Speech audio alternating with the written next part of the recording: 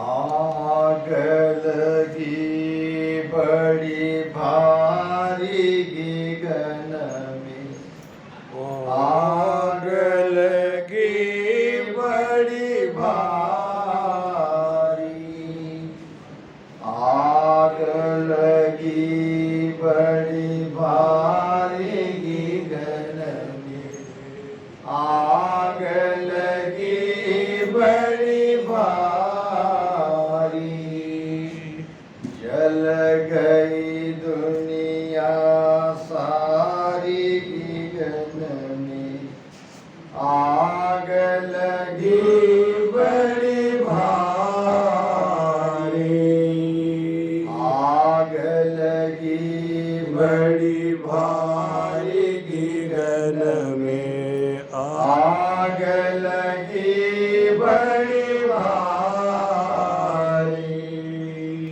चांद भी जल गयो, सूरज जल गयो, जल गयो नवलख तारा, चांद भी जल गयो, सूरज जल गयो, जल गयो नवलख तारा, धरती जल गई, अंबर जल गयो, जल गयो सकल पसारो, धरती जल गई, अंबर जल गयो, जल गयो सकल पसारो, जल गयो सकल पसारा, आग लगी बड़ी भारी बन में, आग लगी बड़ी भारी, जल गई दुनिया सारी गगन में, आग लगी बड़ी भारी, आग लगी बड़ी भारी गगन में, आग लगी बड़ी भारी। कबीर साहब का भजन है, आग लगी बड़ी भारी गगन में, आग लगी बड़ी भारी। कहाँ लगी आग? गगन में।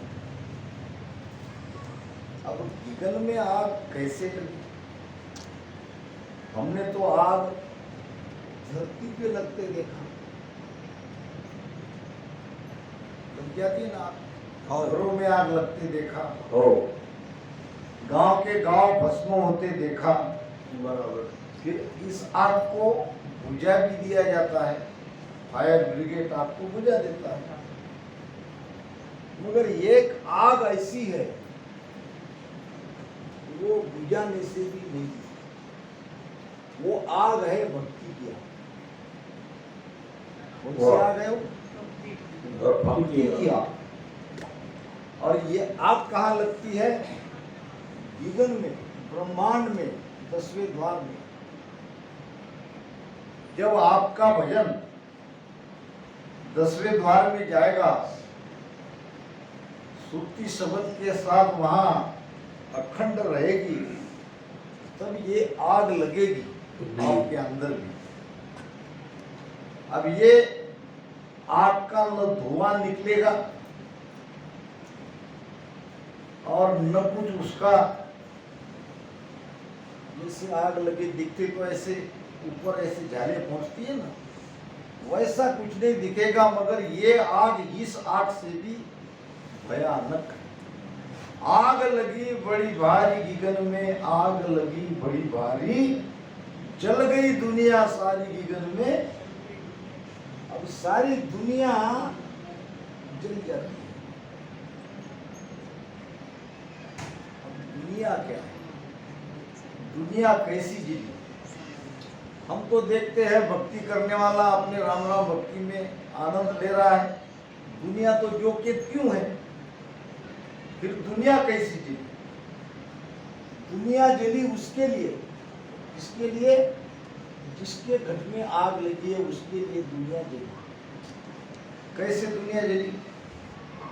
संसार से आसक्ति छूट गई, संसार से आसक्ति छूट। अब उसके लिए दुनिया है क्या? नहीं।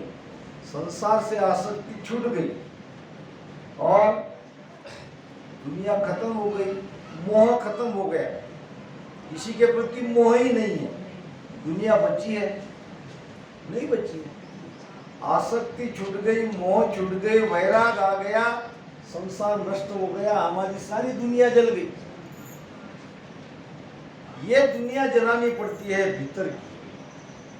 जब तक हमारा मन संसार से जुड़ा है हमारा मोक्ष नहीं हुआ। मोक्ष तभी होगा जब हमारी सारी दुनिया जलकर खाक हो जाए। कह रहे कबीर साहब, धरती जल गई, अंबर जल गयो, और जल गयो सकल पसारो। अब धरती अंबर जलना क्या है? धरती जल गई, अंबर जल गया, जल गया सकल पसारो। थोड़ा इसको समझो। धरती नाम ये दुनिया, ये संसार। हम दुनिया में है, दुनिया में आए हैं, तो फिर दुनिया में हम नाम कमाना चाहते हैं,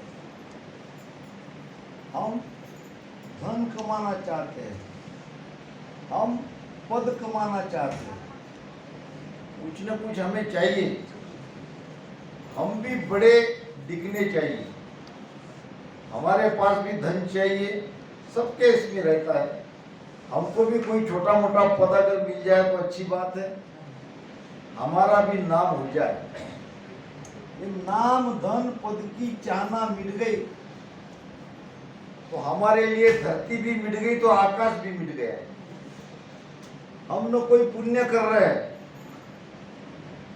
यानी हमारे लिए स्वर्ग की चाहना भी मिट गई धरती में। न हम नाम कमाना चाहते हैं, न धन कमाना चाहते हैं, न कोई पद की हमें उम्मीद है। हम तो केवल शरण में रहना चाहते हैं। बस हे गुरु महाराज, सत्संग नीति मिलती रहे, ध्यान सुमिरन हमसे होता रहे।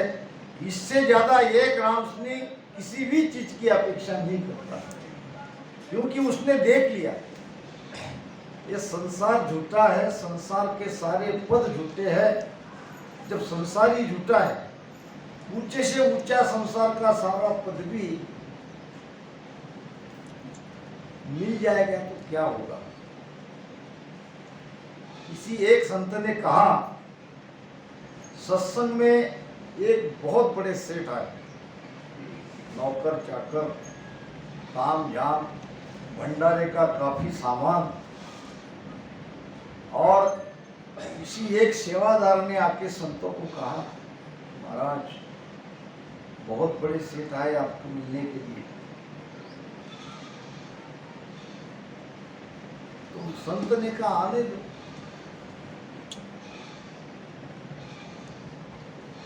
आ गए, दर्शन किया, इशारा कर दिया सत्संग में बैठने का, और ज्ञान महाराज ने उस दिन वही दिया कि मुझे कहा गया है कि एक बहुत बड़े धनी सेठ आज की सत्संग में आए हैं।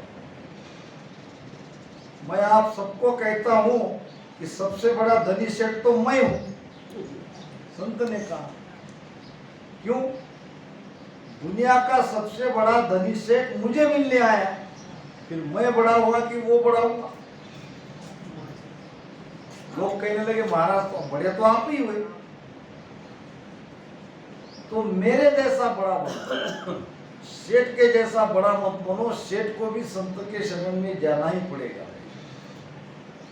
सब कुछ कमाने के बाद भी सेठ के अंदर दुख है, सेठ के अंदर कोई कमी है, सेठ के अंदर कोई चाहना है, तभी तो संत के दर्शन में आते हैं।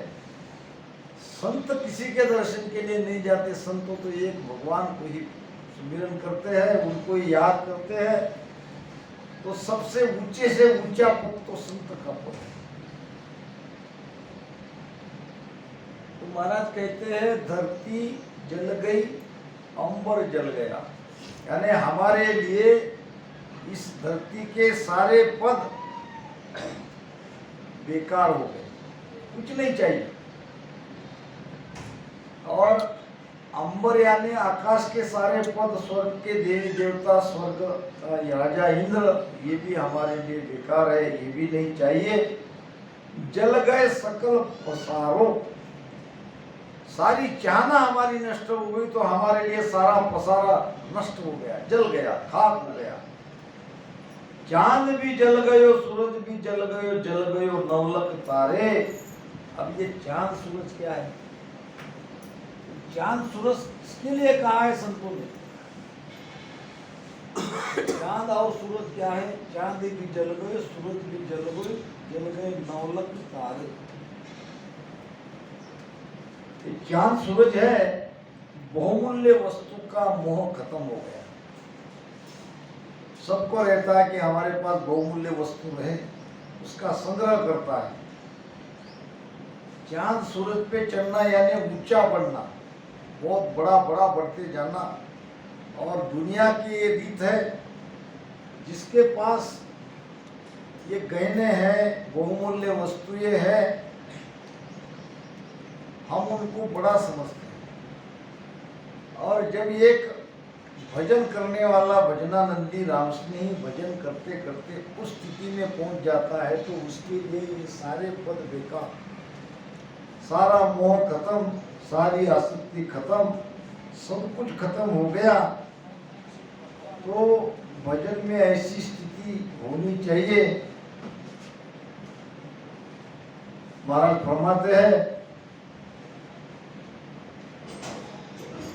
ब्रह्मा जल गयो, विष्णु जल गयो, शंकर जला लट धारी। ब्रह्मा जल गयो, विष्णु जल गयो, जल कर जला लट धारी। जल गए लक्ष्मण जल गयो, जल गए कृष्ण मुरारी। राम ही जल गयो, लक्ष्मण जल गयो, जल गयो कृष्ण मुरारी। राम जल गयो कृष्ण मुरारी। आग लगी बड़ी भारी,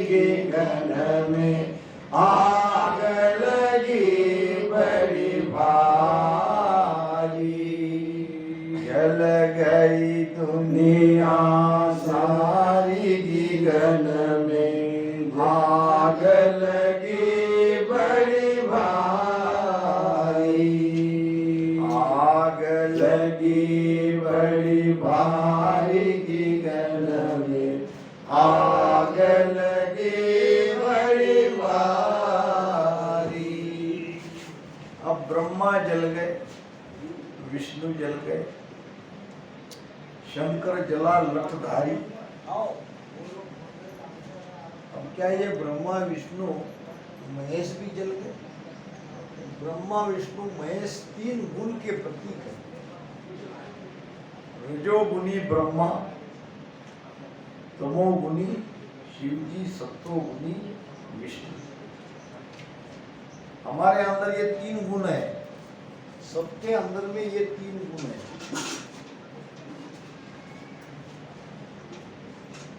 किसी में रजोगुण ज्यादा है, किसी में तमोगुण ज्यादा है, किसी में सत्वगुण ज्यादा है।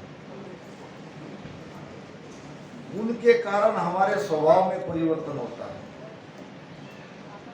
रजोगुण की मात्रा ज्यादा है और दो गुण कम है। गुण तो तीनों सब में है, मगर किसी में रजोगुण बड़ा है, ज्यादा है मात्रा, किसी में तमोगुण की ज्यादा मात्रा है, तो किसी में सतोगुण की मात्रा अधिक रहती है। ये तमोगुण अक्रिया का प्रतीक है, रजोगुण क्रिया का प्रतीक है और सतोगुण प्रकाश का प्रतीक है। जो व्यक्ति कुछ काम धंधा नहीं करता है, आराम ही आराम करता है, तुरंत उसे क्रोध आ जाता है, किसी की नहीं सुनता, उसके अंदर में तमोगुण की मात्रा अधिक है। तमोगुण के मुकाबले रजोगुण और सतोगुण उसके अंदर कम है। जो क्रियाशील है, जिसके अंदर काम करने की चाहना ज्यादा है, वो रजोगुणी कहलाता है। उसके अंदर में रजोगुण की मात्रा अधिक है। इसके विपरीत जो शांत स्वभाव का है, अच्छे काम में उनको लगता है कि यही होना चाहिए, सबकी भलाई का सोचता है, उसके अंदर में सतोगुण की मात्रा अधिक है। महाराज कहते हैं तीनों माए एक सु यारी, ये तीन गुण है, तीन में से एक से यारी करनी है। ये दो को तो आपको छोड़ना है, सतोगुण को धारण करना है। प्रेम बान मन साध्यो, प्रेम बान से मन को भजन में जोड़ना है और सतोगुण को धारण करना है। तो ये तीन गुण समाप्त हो गए। ब्रह्मा जल गए, विष्णु जल गया, शंकर जला, लठधारी का मतलब क्या? हमारे तीनों गुण खत्म हो गए। राम ही जल गए, लक्ष्मण जल गए कृष्ण मुरारी, यानी हमने अवतारों की भक्ति छोड़ दी। राम कृष्ण क्या है? अवतार है। अवतार दो प्रकार के हैं। अवतार कितने प्रकार के हैं? दो। एक है नित अवतार और एक है नैमित्तिक। नैमित्तिक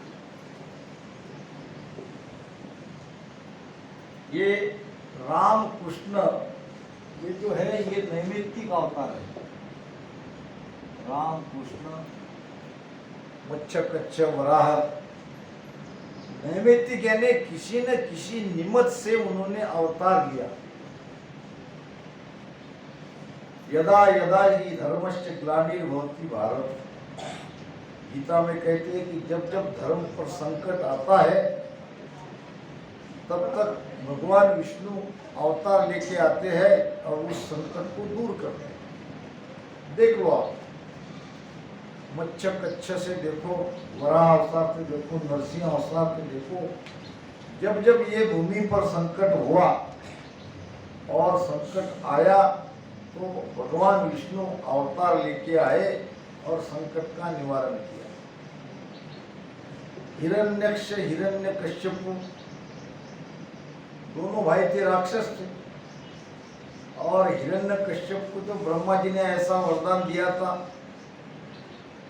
कि उसको कोई हरा नहीं सकता, न उसकी मृत्यु दिन में होती, न रात में हो सकती, न घर में हो सकती, न बाहर में हो सकती, न शस्त्र से मरता, न अस्त्र से मरता। और इतना वरदान मिलने के बाद उसमें उन्माद आ गया। वो स्वयं को कहने लगा मैं ही भगवान हूँ, मेरे अलावा भगवान दूसरा कोई नहीं है। तो उनके अहंकार को मिटाने के लिए, दुष्ट प्रवृत्ति को मिटाने के लिए प्रहलाद की भक्ति के माध्यम से नरसिंह भगवान ने अवतार लिया। तो ये हो गए नैमित्तिक अवतार। नित अवतार है संतों का,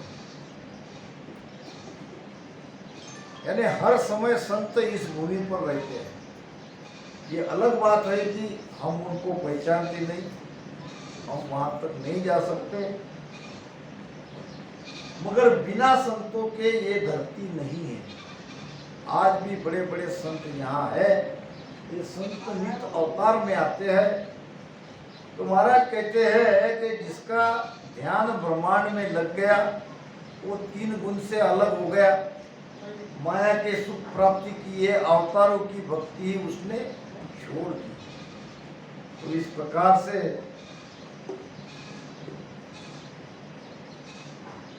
कहे कबीर सुनो भाई साधो, कहे कबीर सुनो भाई साधो, बच गए संत अधारी राम, बच गए संत अधारी।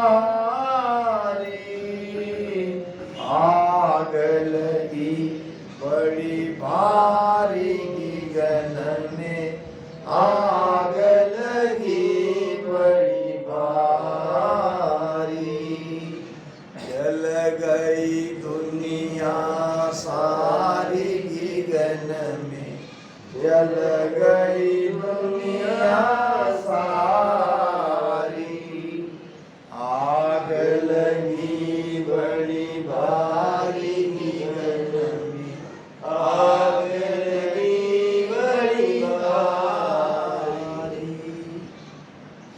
कबीर साहब फरमाते हैं, कहे कबीर सुनो भाई साधो, बच गए संत अधारी। संसार में जो आग है, एक आग संसार में लगी है तो एक आग ऊपर ब्रह्मांड में लगी है। ये संसार के आग में सब जल रहे हैं। कोई काम में जल रहा है, कोई क्रोध में जल रहा है, कोई लोभ में, कोई मोह में। काम तजे तो क्रोध न जाई, क्रोध तजे तो लोभा, सब जल रहे हैं। अब इस आग से बचना है, संसार रूपी आग से बचना है तो संत के शरण में जाना पड़ेगा। कहे कबीर सुनो भाई साधु, बच गए संत अधारी। नहीं तो ये आग सबको खा जाएगी, सबको जला देगी, कोई नहीं बचेगा। बचना है तो संतों के शरण में जाओ और ऊपर 10वें द्वार में उस धूनी पर, वहां आपको धूनी 7 तीन से जोगी तपस्या तत्व विचारे, वहां धूनी लगाओ 10वें द्वार में, फिर ये सारी दुनिया आपके लिए बेकार हो जाएगी। आइए आत्मसार ग्रंथ पर चर्चा करें। आत्मसार का 14वां भाग चल रहा है, अभी तक 13 भाग आत्मसार के हो चुके हैं। इस बोर्ड के माध्यम से आत्मसार ध्यान का बहुत ही गहरा ज्ञान है, बढ़िया विषय है। महाराज कहते हैं, पाक पाक कड़िया सब सारी, परंत बिना नहीं एको, जन सुखराम ग्रंथ वो कियो साध सिद्ध सब देखो। सबको कहा है महाराज ने, इसमें एक एक साखी, एक एक शब्द पाक के जैसे है, एक एक साखी कलिया के जैसे है, बिना अर्थ की कोई भी नहीं है। ऐसा महाराज ने विलक्षण ग्रंथ बनाया है। तो संसार के कोई भी साधना करने वाले साधु हो, सिद्ध महात्मा हो, सब आके इस ग्रंथ का विचार करो। देखने का मतलब क्या है, विचार करो। 12वें भाग तक हमने सुना था, जमिया दही बिलोवण बैठा, घिरत छाज रे न्यारा, और हरिजन जाय करे प्रसादी, प्रीतम पोषण हारा। दही कहाँ जमती है? तो नाभि में, सांस सांस में। जो राम राम सुमिरन करते हैं तो मान लो हम दही का मतन कर रहे हैं। अब घी त्रिकुटी में मिलता है, त्रिकुटी पार कर दिया तो भक्ति का आनंद जो आता है, अभी तो आप केवल कल्पना कर रहे हैं कि ऐसा आनंद होगा, वैसा आनंद होगा। वास्तव में आनंद की अनुभूति आपको त्रिकुटी से परे होना प्रारंभ होती है। तो वहां का आनंद अलग है, ये तो भजन करने वाला आनंद है। अभी जो आनंद है ये भजन करने वाला आनंद है, ये भी आनंद है। इस सत्संग में भी आपको आनंद आ रहा है, बिना आनंद के आप घर से यहां तक आ ही नहीं सकते। ये भी आनंद है, भजन का भी आनंद है, सत्संग का भी आनंद है, हर जस गाने का भी आनंद है, हर जस सुनने का भी आनंद है। फिर भी ये घी नहीं है, ये सार नहीं है, ये वो आनंद नहीं है। वो आनंद आता है त्रिपुटी के द्वारे। जमिया दही बिलोवण बैठा, घीरत छाछ हुआ न्यारा। घी और छाछ त्रिपुटी में अलग हो जाता है। छाछ है माया और घी है ब्रह्म। त्रिपुटी में ध्यान आते ही त्रिपुटी ऊपर निराकार का देश है, नीचे आकार का देश है। नीचे माया है तो ऊपर ब्रह्म है। अब वहां जब ध्यान जाएगा तो हम उस आनंद को प्राप्त करेंगे। वो आनंद कैसा है? घी के जैसा। घी का स्वाद कैसा है? आप सब लोग घी खाते हो तो बता सकते हो घी का स्वाद? घी का स्वाद बताया नहीं जाता, वो केवल लिया जाता है। घी साव पुष्पं जलमेन पंतो, उड़े बिहन भवरा काके संतो। सेदास सुकं सोजीव जाने, यूं ब्रह्म सुखं घी आनंद तो ले सकते हैं, मगर घी का स्वाद कैसा है ये बता नहीं सकते। जैसा गूंगे ने गुड़ खाया हो, गूंगा समझते हो, जो बोलता नहीं, अब उसको खिला दिया गुड़,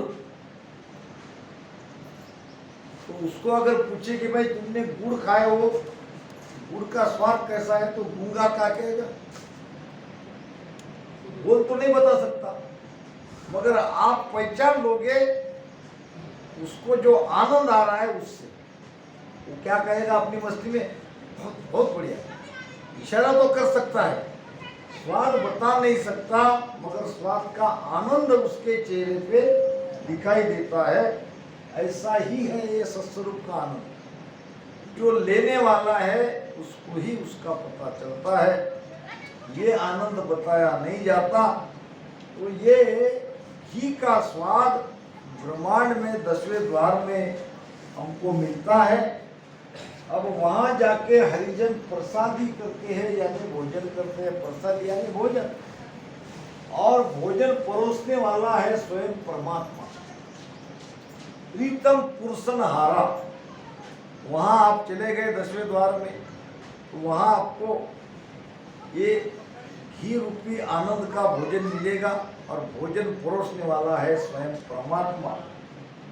तीरपत जीम हुआ मन पूरन, देखे सकल तमाशा।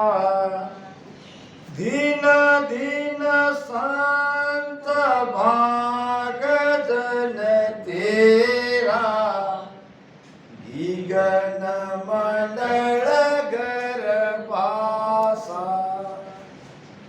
त्रिपत जीम हुआ मन पूरन, ये मन वहां का आनंद लेते लेते तृप्त हो जाता है।